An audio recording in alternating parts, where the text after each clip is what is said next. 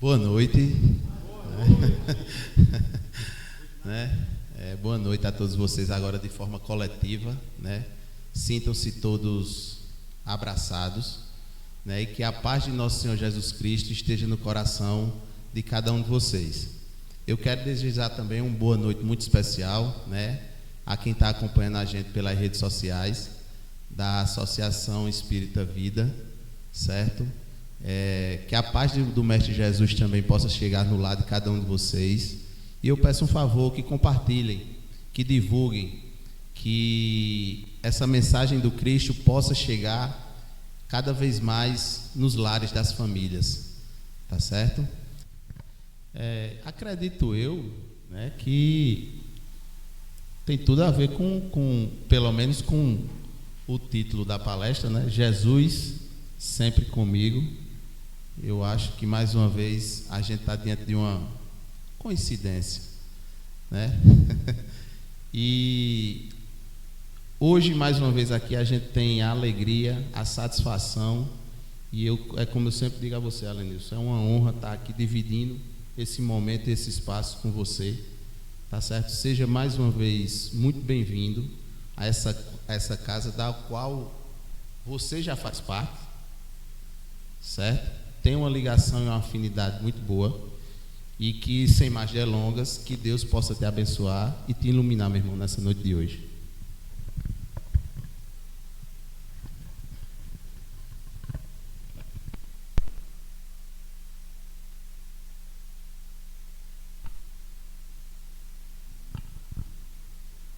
Boa noite. Olha, eles gostam mais de mim do que de você. Olha só que qualidade de orador espírita, já disputando o amor, né, dos irmãos. Brincadeiras à parte, mas eu me sinto parte dessa casa. Para mim é uma alegria muito grande. Mesmo em meio a tantas tarefas a realizar, eu aqui estou. Inclusive, antes de chegar aqui, estava trabalhando. Mas o sentimento de amor por essa casa é muito forte, né? E de gratidão pelo que ela já me entregou também. Eu recebo muito mais dessa casa do que eu tenho a entregar. Então eu sou muito grato aos encarnados e sobretudo aos desencarnados dessa casa, né? Eu saúdo com muita alegria os telespectadores que estão nos acompanhando pelas redes sociais, tanto agora online como depois na versão gravada, né? E essa palestra de hoje à noite, ela foi fruto de uma reflexão tomando como base o livro Maria de Nazaré. Os evangelhos canônicos, Mateus, Marcos, Lucas e João, são narrativas sagradas que têm como personagem principal o Cristo Consolador. Quando nós lemos os evangelhos, o nosso foco é em Jesus. E quando nós vamos querer compreender a personalidade, a dinâmica comportamental, existencial dos demais personagens dos livros mencionados, mas sempre temos uma interpretação, uma compreensão tomando como base Jesus o Consolador. Mas, mesmo o nosso grande mestre não faz nada sozinho. E eu não tenho medo de fazer essa afirmativa. Dizem que ao lado de um grande homem sempre há uma grande mulher, né? Essa mulher muitas vezes exerce o papel de esposa, às vezes de avó, às vezes de mãe, às vezes de irmã, pode ser também uma professora, pode ser uma médium, né? No caso de Jesus, ele teve ao lado dele uma grande mulher, um espírito muito elevado. Talvez pela nossa visão limitante do Evangelho do Cristo, nós ainda não compreendamos a dimensão espiritual de Maria de Nazaré. Mas, se nós fizermos uma análise mais minuciosa da personalidade da mãe do Nazareno, poderemos chegar a uma consideração de que ela tinha uma divindade muito semelhante à do Cristo. Ora, como vivenciar a crucificação de um filho, assim como Jesus foi crucificado? Quem é mãe aqui? Já pararam para refletir sobre esse momento crucial de Maria de Nazaré? Não foi só Jesus quem foi crucificado na cruz do Calvário. Eu ganhei recentemente um crucifixo que veio do Juazeiro do Norte. Naturalmente a imagem de Jesus. Agora me deu até a curiosidade, será que em algum lugar do mundo alguém já colocou um crucifixo com a imagem de Nossa Senhora lá? Mas espiritualmente falando, ela também foi crucificada. Imaginemos nós na posição de Maria de Nazaré, vendo o seu filho sendo tratado de forma vilipendiosa. Ora, recentemente a sociedade se comoveu com o sacrilégio com o cachorrinho orelha. É um ser vivo. Um ser vivo. Mas imaginemos um ser gerado no ventre. Uma relação já de 9 meses, emocional, energética. E desde a gestação do Cristo foi diferente.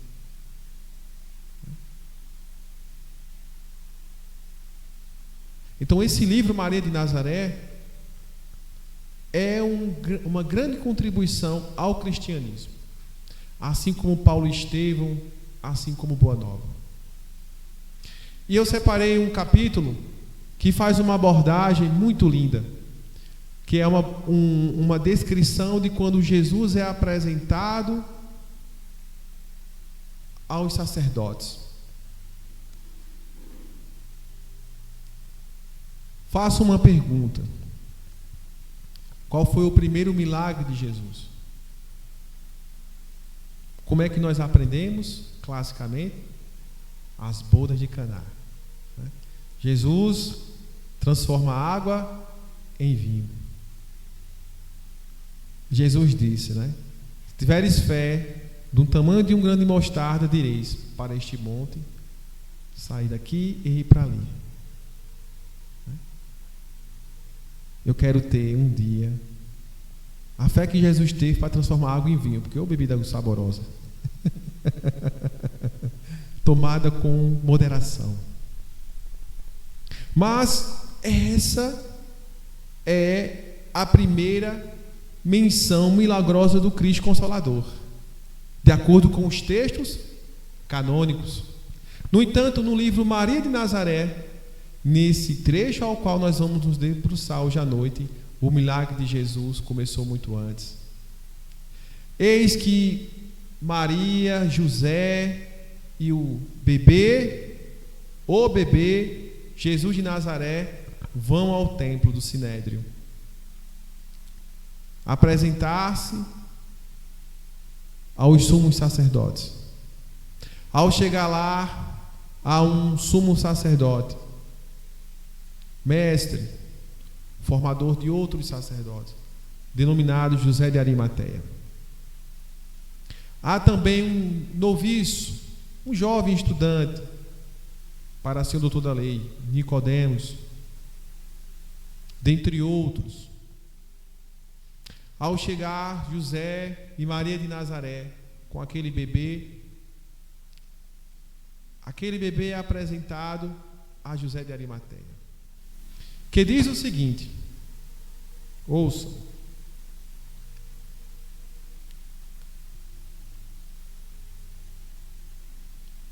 Como Deus não se esquece dos homens, o Senhor ouviu as orações dos sofredores, dos injustiçados.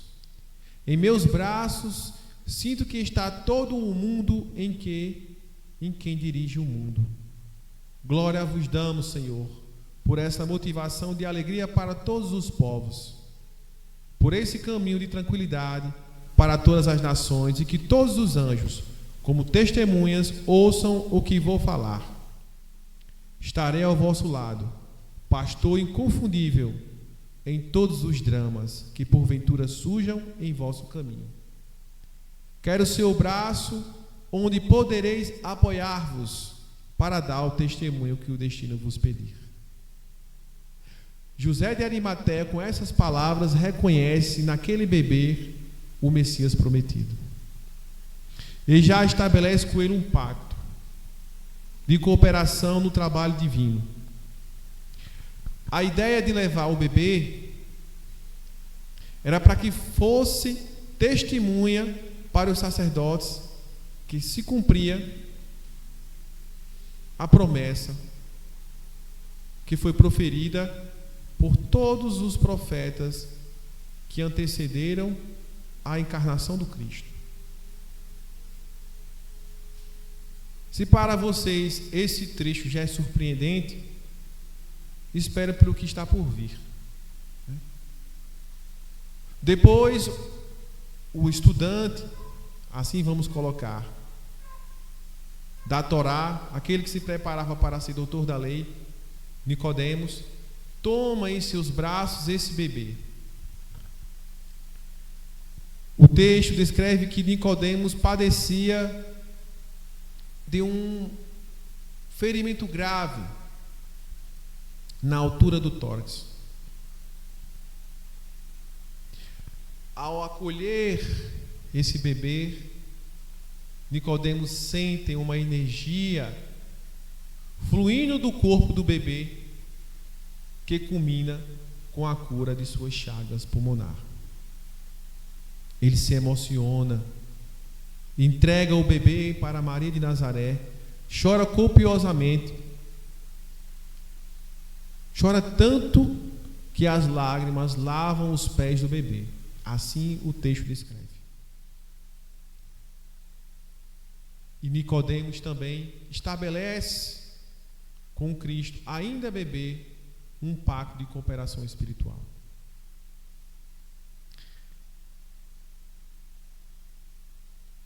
Não se surpreendam, porque ainda não foi tudo. Há um doutor da lei, um senhor muito idoso, tipo Merlin, dos fariseus, é chamado a conhecer o bebê. Ele sente um impulso de se ajoelhar, mas a idade avançada não consegue, mas também chora copiosamente. Meus irmãos, toda essa narrativa nos transmite um significado muito importante.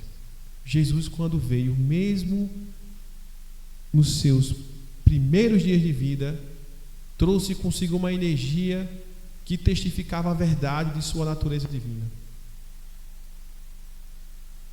Na época do Cristo, lamentavelmente, eu assim coloco, porque nós temos que exercitar em nossos corações a compaixão.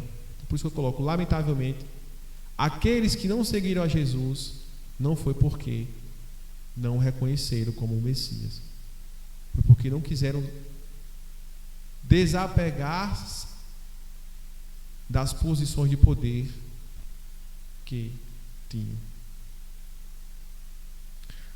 Há um livro belíssimo de Joana de Ângeles, denominado Pérolas de Amor, e que há um capítulo que fala, denominado Jesus e o Amor. E Joana de Ângeles, lá no meio da narrativa, onde ela descreve o amor na natureza do Cristo, ela vai colocar que parte significativa dos sumos sacerdotes, na época do Cristo, o reconheceram como o Messias. Mas as posições de poder que exerciam foram muito mais preponderantes do que o Cristo redivivo.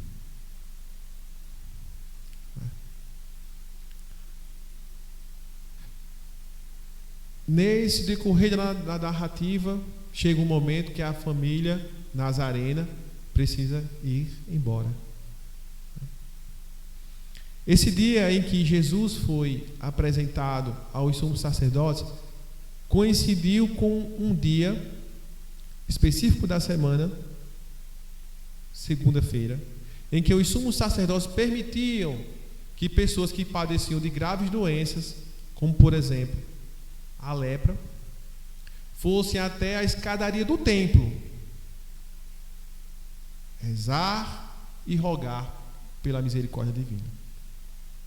Então, no dia em que Jesus estava no templo, era um dia em que havia uma multidão de doentes clamando por cura. O texto descreve que quando Maria de Nazaré despede-se dos sumos sacerdotes e sai do templo na companhia de José de Arimateia e de Nicodemos e de alguns sacerdotes e soldados do templo que protegiam a família nazarena, Maria de Nazaré sente uma energia fluindo do menino Jesus. Ela fica inquieta, tenta apertá-lo e ela ouve uma voz que lhe diz: mulher, não impeças que a glória de Deus se manifeste por meio desse menino.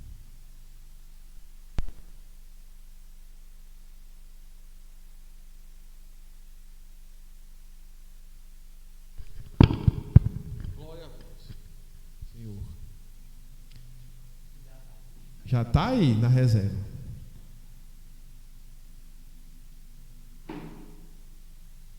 Eu começo até a me emocionar com tudo isso, sinceramente. Porque o texto não descreve, mas quando eu li pela terceira vez, a impressão que eu fico, meu irmão, é que é o mesmo anjo que foi conversar com Maria de Nazaré e dizer: eis aí o Messias. Cada passo dado por Maria de Nazaré, essa mulher divina, foi planejada no plano espiritual. Nada aconteceu de forma desconectada, por acaso. E Maria de Nazaré folga os braços, porque ela obedece à voz. Porque era também uma voz familiarizada, não é? Assim como nós, que temos uma mediunidade ostensiva, com o passar do tempo amadurecemos e vamos ficando sensíveis às vozes daqueles que nos acompanham, que nos assistem mediunicamente. A gente consegue distinguir. E temos uma facilidade de seguir as orientações.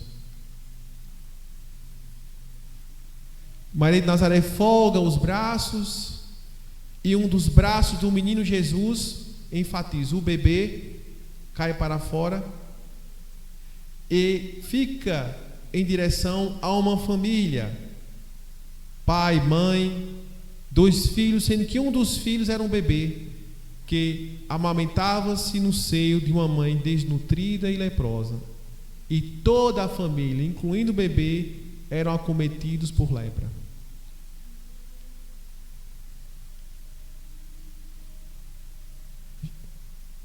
Essa família é curada. E a família grita, a mamãe grita: esse menino é um Deus, ele é o Messias que nós esperamos. E se deu aquele alvoroço. E foi muito trabalhoso tirar a família nazarena do templo. E conseguiram assim retirá-los, e eles seguiram viagem. Mas se cumpriu ali a profecia de Isaías, em que afirmava que o menino seria apresentado ao templo e grandes feitos seriam realizados. Meus irmãos, imaginem se este texto iluminativo estivesse lá em Mateus, por exemplo. Porque a devoção a Nossa Senhora é um dos pontos mais elevados do catolicismo. E muitos nós que fomos educados no catolicismo, que com as vivências nos tornamos espíritas, mas trazemos com nós essa veneração, esse respeito por ela, e não digo menos, amor por ela. Porque eu não consigo compreender como não amar o filho se não ama-se a mãe. Não é? E nós que somos espíritas temos uma compreensão ampla de quem é Maria de Nazaré e o que ela faz espiritualmente pela humanidade. Meus irmãos, quando a gente para refletir um texto como esse, aí eu chego a uma conclusão que é o tema da nossa fala: Jesus sempre comigo. Se ele, enquanto um bebê, tinha essa capacidade de realizar esses feitos, e eu tendo a consciência de tudo isso, eu nunca poderei me sentir abandonado. Posso ser abandonado pelos meus filhos, esposa, pai, mãe, por vocês, mas eu sempre deixarei comigo uma grande convicção: o Cristo sempre estará comigo. E essa convicção, ela é libertadora. Porque quantas não são as vezes em que as pessoas ficam em relacionamentos profundamente tóxicos? Quando vamos analisar, à luz da ciência, como também à luz da espiritualidade, uma das raízes da pessoa não se desvincular é o medo da solidão. Mas quando nós compreendemos a natureza espiritual do Cristo, uma das primeiras aprendizagens é: Jesus sempre comigo. E essa compreensão, ela é tão forte que ela fundamenta e energeticamente mantém de pé mulheres e homens que saem pelo mundo inteiro aí evangelizando na perspectiva de suas religiões. Porque eu conheço algumas pessoas que deixaram o conforto do seu lar e empregos públicos e ouviram uma voz que dizia: você tem uma missão a cumprir lá na África. E a pessoa deixa tudo e vai para a África, correr riscos de vida, mas vai levar a palavra de Deus para essas pessoas. Né? E quando eu coloco as coisas nesses termos, é porque quem também compreende Jesus sempre comigo vai desenvolver também uma maturidade que vai impulsioná-la a ter uma consciência interreligiosa. E para além disso, transcendente. Vai enxergar e vai entender e vai sentir Jesus acima de tudo. Inclusive, eu afirmo sem medo, nós que somos espíritas, precisamos também ter uma compreensão de Jesus acima da doutrina espírita.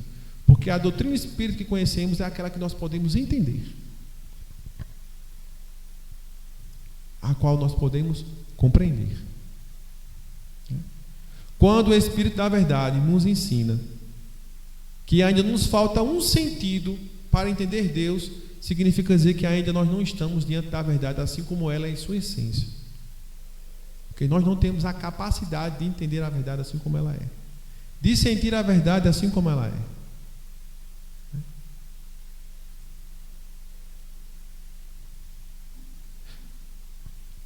Lá no livro de João, livro bíblico, no capítulo 3, há uma passagem muito simbólica.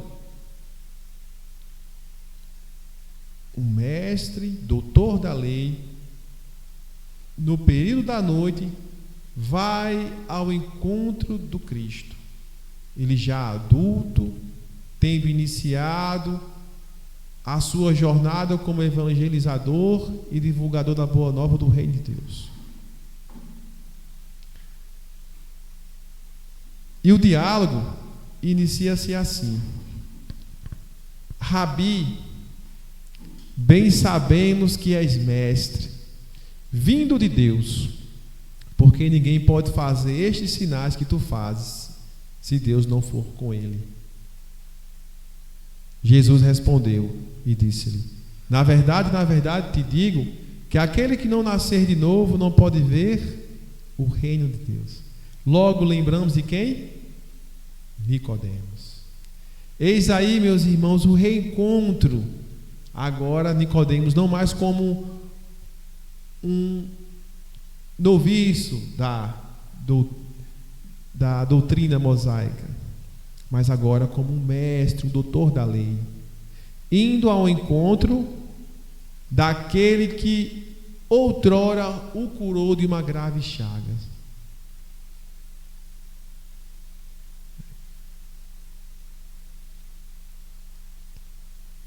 E Nicodemos se surpreende com a afirmativa do Cristo e lhe pergunta: como pode um homem nascer sendo velho? Pode porventura tornar a entrar no ventre de sua mãe e nascer? Né? Olha o pensamento lógico, aristotélico de um doutor da lei. E se nós pararmos para refletir, até uma certa medida, ou em parte significativa, e nesse lugar eu me coloco da parte significativa, eu sou um Nicodemos. Sou uma pessoa que tem uma compreensão muito limitada de quem é esse rabi. Porque encarnação sucessiva de outra encarnação, nós tendemos a seguir um padrão de regras. Né? Um padrão de regras.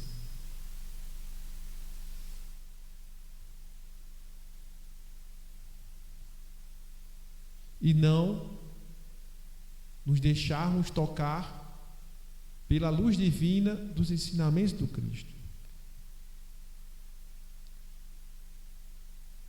E isso não é difícil de enxergarmos inúmeros exemplos e muitas vezes até nefastos. Porque a doutrina espírita, como também a ciência psicológica, me ensina a me deixar contagiar pelo aspecto positivo das pessoas e das situações. Né? Se eu estou aqui ao teu lado e eu não tenho uma capacidade de enxergar as suas virtudes e o quanto você é propenso a me entregar essas virtudes, porque eu estou tendo um olhar mais crítico sobre os seus possíveis defeitos, falhas de caráter, más tendências, como diz a doutrina espírita lá no Evangelho segundo o Espiritismo. E se nós olhamos o outro de uma forma mais positiva, isso é compaixão. Compaixão é fruto do amor. Meus amados irmãos, esse nascer de novo, Jesus vai enfatizar que é nascer em espírito. Aí daí nós também precisamos ter uma compreensão mais ampliada. E isso é algo desafiador para nós que somos ou adeptos da doutrina espírita e trabalhadores da seara, ou simpatizantes. Nascer do espírito não está tão somente vinculado a nascer, morrer, renascer, morrer de novo, porque aí é uma visão dogmática também. Na atual encarnação, eu aqui com meus próximos 40 anos, depois me perguntem a data, eu quero uma festa de aniversário. Ixi, Maria, que brincadeiras à parte. Mas eu com meus próximos 40 anos, o desafio é eu nascer de novo, nesse momento. Porque aquele que lê um texto como esse de Maria de Nazaré não pode ser mais a mesma pessoa. Concordam comigo?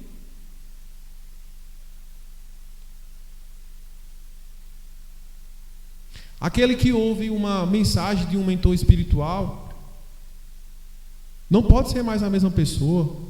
Então isso é nascer de novo. Então nascer é um nascer quando você abre as pálpebras e respira pela primeira vez conscientemente. No dia de hoje. Você morre quando você deita-se E num gesto de confiança você entrega o seu espírito a Deus. Você tanto pode nascer novamente no dia seguinte, com a ajuda do despertador, ou você pode despertar lá do outro lado. Não é verdade? Então nós nascemos e renascemos dia após dia. Nós podemos nascer de novo no momento de uma palestra, no momento de um passe,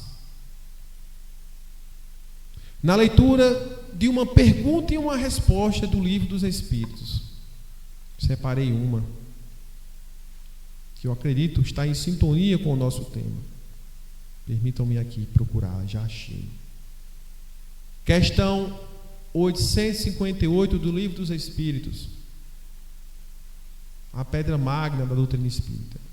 Por que razão os que pressentem a morte a temem geralmente menos do que os outros? Quem teme a morte é o homem, não o espírito. Aquele que a pressente pensa mais como espírito do que como homem. Pressentir a morte na atualidade é algo muito difícil, porque com o avanço da tecnologia, da medicina e de outras ciências da saúde, a busca pela longevidade é muito intensa e é a meta principal de toda a terapêutica. Mas quando a medicina não era tão avançada como na atualidade, era muito comum a pessoa ficar prostrada em casa, né? Acendia-se ali uma velinha, às vezes colocava até na mão da pessoa, né? E as pessoas vinham como quem se despedir. E era interessante que coincidia, entre aspas, de seus momentos finais daquele encarnado. Então a pessoa pressentia a morte. E é interessante que nos estudos de quase mortes, EQM, os estudiosos da medicina, da psicologia, da psiquiatria, quando estão trabalhando em ambientes hospitalares, em que as pessoas estão, à luz da medicina, desenganadas, né? Somente um milagre para poderem continuar a viver e sair daquele lugar vivas, aquelas pessoas que têm uma vida espiritual que foi amadurecida ao longo da existência, são pessoas que encaram a brevidade da vida com naturalidade, com desapego, com leveza. Enquanto que aquelas pessoas que são materialistas são dominadas por um desespero profundo. Recentemente eu ouvi um diálogo de um médico que ele afirmou que é muito difícil trabalhar em ambientes hospitalares como UTI. Ele sofre, vez ou outra, agressões vis, como cusparadas, tapas no rosto. É preciso empregar com muita frequência ansiolítico para as pessoas adormecerem, para elas não tirarem os equipamentos que a mantêm viva.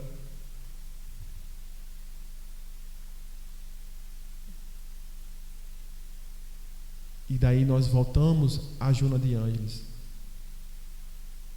Pensai todos os dias da morte. Porque, meus irmãos, enquanto homens, pessoas materializadas, nós somos um ser para a morte, já dizia Martin Heidegger. Perfeito.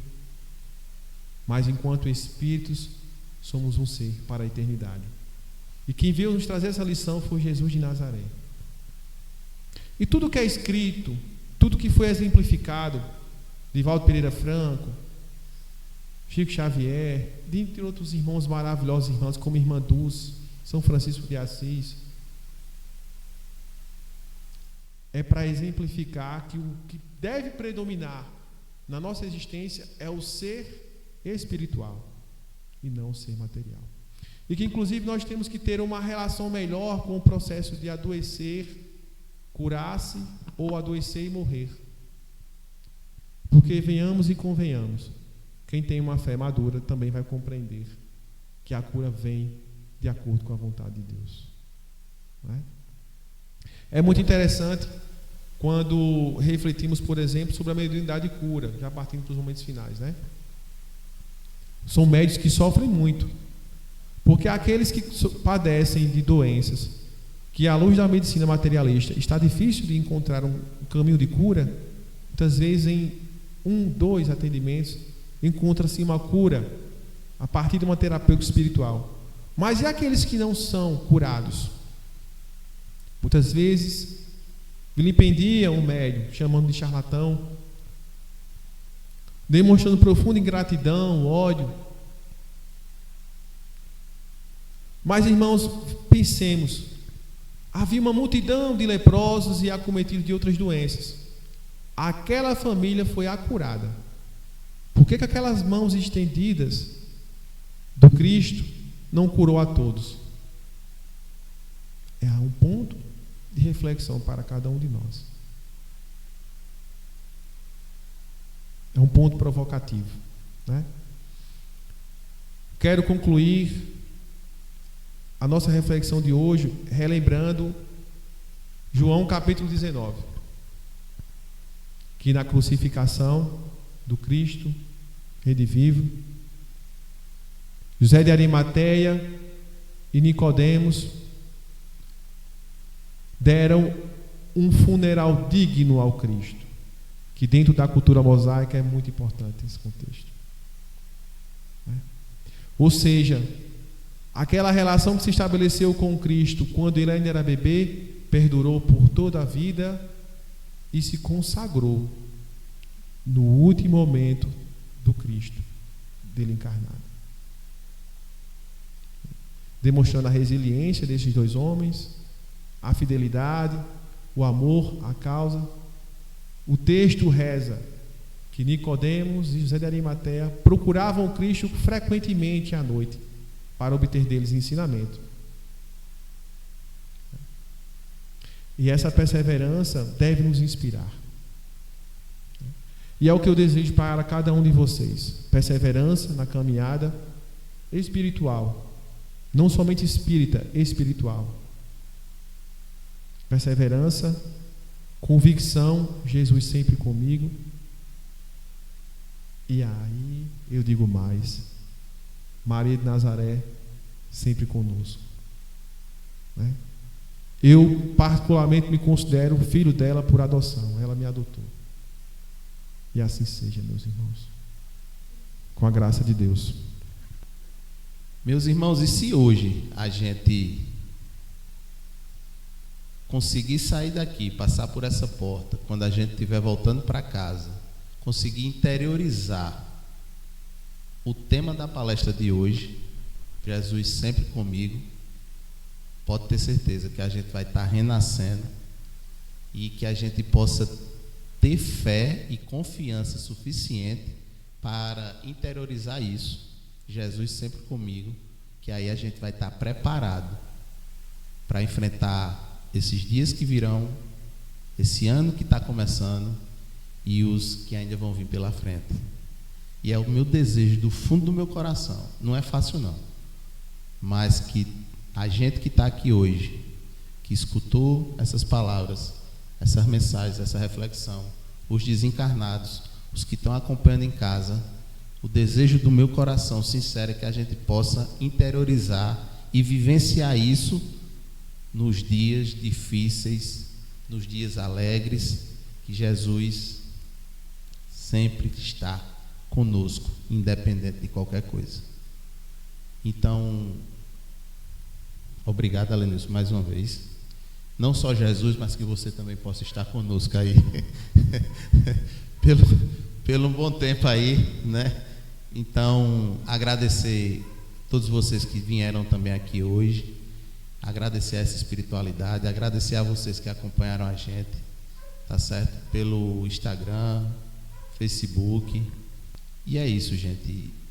Agradecer a vocês, que Jesus, que essa mensagem possa tocar, chegar no lado de cada um de vocês e que Ele continue nos abençoando sempre.